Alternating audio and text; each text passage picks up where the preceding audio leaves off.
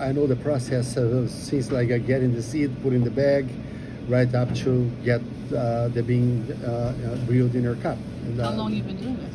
well, since I was a kid, I'm 59 now. Coffee is in my hometown in Brazil since I was a little kid. When I could understand, I learned to talk and walk. The coffee was there. You are watching the local neighborhood experts. We are interviewing Arnold, the owner of Busy Bee Roaster, a true coffee maestro. He is whipping up some coffee delights for us, and we're going to drink it. And just watch the rest of this video. He is truly amazing and so knowledgeable.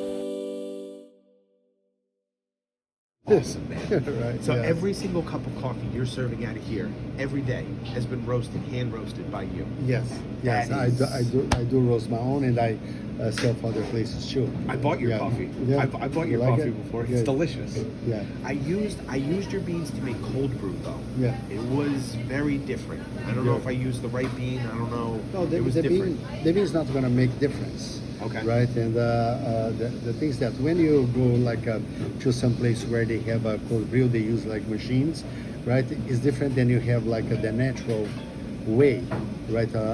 Over time, Yeah, right? yeah. Yeah. You put the grind the coffee, put it there, and then you put the water slowly going through it, and you push it to get like a volume, right? That's what the industry wants, right? Take more money out of you, Yep. right? And then they're gonna suit themselves, not the consumer. Exactly. That's what it is. I had your coffee. It is delicious. I told her about this when we were coming here. Like, Right. I got a cup of coffee before I went to an event at Monmouth Racetrack, and I walked out of here and took a sip. I was like, "Oh my God!" I came right back in. I got a bag. Okay. Right? And then you have the fruit flavors, or you have the vegetables flavors. That's something that comes within the fruit itself, right? We do not manipulate that. That's like let's consider you bite an apple, Okay. you feel whatever the apple has, regardless if it is like a red, green, whatever. Every apple More is different. tart, less tart. Yeah, if it okay. is grown in Argentina or somewhere else, it's going to be a little different, right? Okay.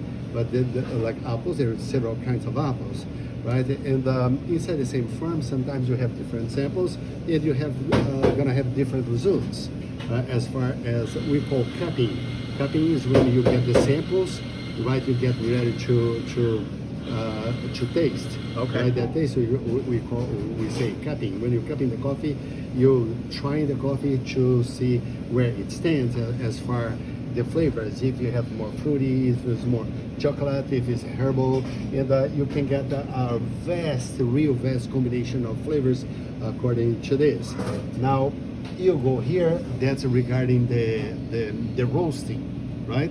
When you do roast the coffee, if you go like a dark roast, right, you can see darker you go, worse it gets, because there is a limit, right, where you're gonna roast the coffee so you can get the most out of it, right? It's like the water. If you put like a really hot water on it, you're gonna get over 22% of extraction. You're gonna get flavors that you don't want, right? And then if you over roast, right, you're gonna taste anything but coffee. Okay. We like these conversations because I don't understand the scoring system, the point system, Right. nothing like that. Yeah. So I mean, this is all new to me. I understand the smells that I get. Right. I understand the taste that I definitely get. Right. Somebody told us actually that coffee also needs to be cooled. When you brew a cup of coffee, it's almost like cooking a steak.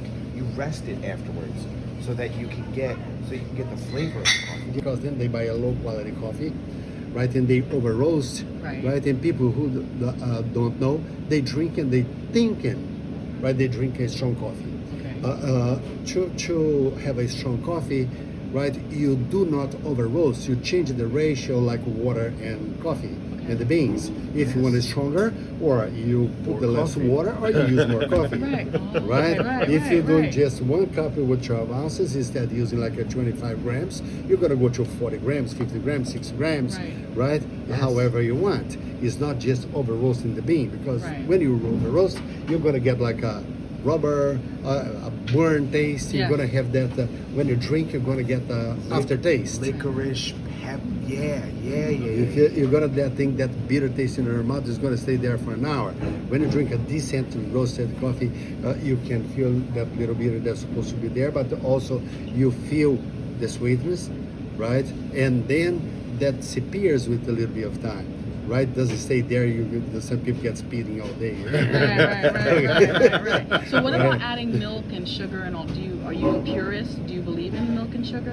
No, I like espresso, no sugar. Oh, no sugar. Yes. Okay, so you're a purist. You're a purist. Yeah. Okay. Yes. That's the way I like. But Okay. the thing is that it's like everything else in industry. Right. They want you to consume the milk. They want you to consume the sugar. Okay, They don't care for your health status.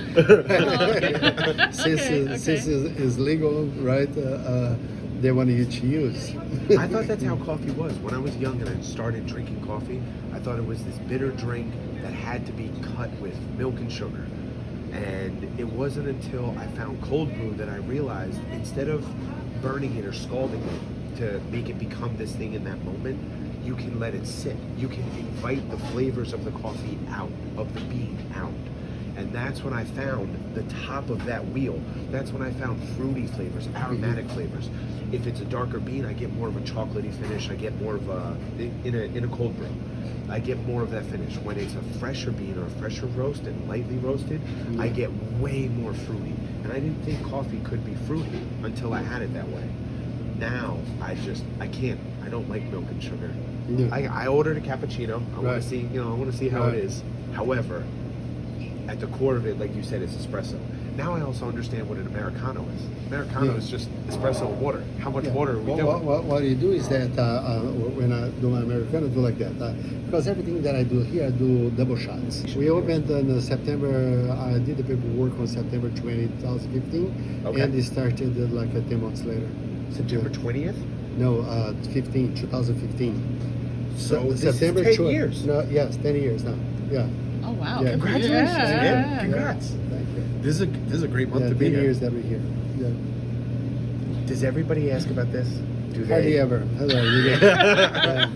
Yeah. Great. This This is Yeah. is the stuff. You, and the way that we have kind of come to see it is somebody like yourself who has farmed, touched it, roasted it. It's part of your lifestyle. Yeah. You care about the farmer. You are a farmer. You come from, your family is farmers. You've cultivated it. You have a different relationship to the soil, the bean, the fruit, the people, the entire system in between it. Right. Not just the end product that we get.